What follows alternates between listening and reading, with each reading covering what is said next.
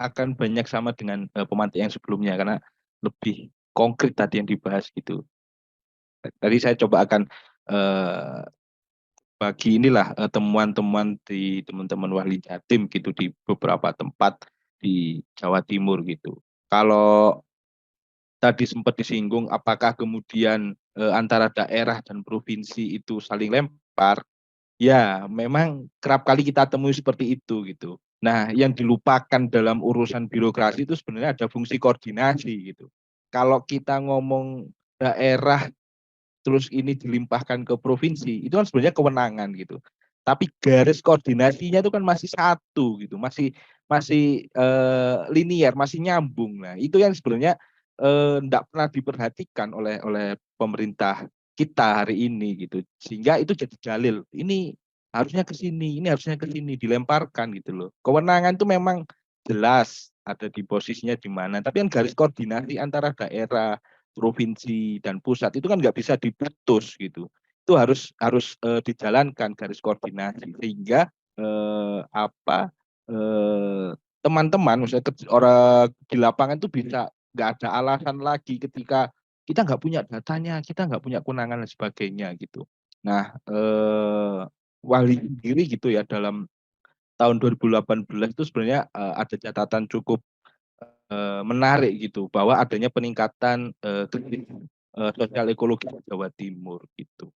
Di 2017 terakhir itu, ada sekitar 434, kejadian krisis di, berbagai wilayah di Jawa Timur gitu.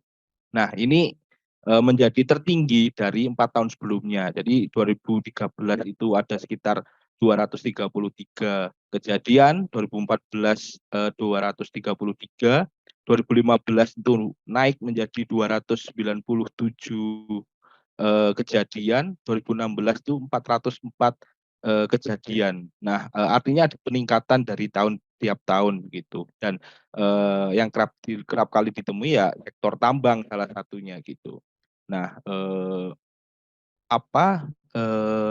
yang sangat disayangkan kan sebenarnya, selain garis koordinasi antara pemerintah daerah dengan, pemerintah yang di atas ya, provinsi dan pusat, itu sebenarnya, ini pengawasan gitu. Jadi, upaya hukum preventif dan upaya hukum represif itu juga, sering kita temukan gitu. Maksudnya sering dijumpai bahwa upaya hukum preventif artinya pencegahan, mulai pengawasan, pengecekan, monitoring dan sebagainya. Pertanyaannya apakah sudah dilakukan secara maksimal? Gitu.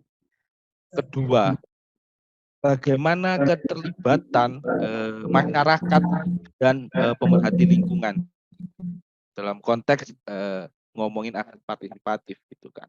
Terutama warga sekitar, eee, konsesi ya, karena mereka yang akan merasakan, dampak langsung dari suatu usaha itu. Nah, terus ngomongin upaya hukum represif, artinya penindakan.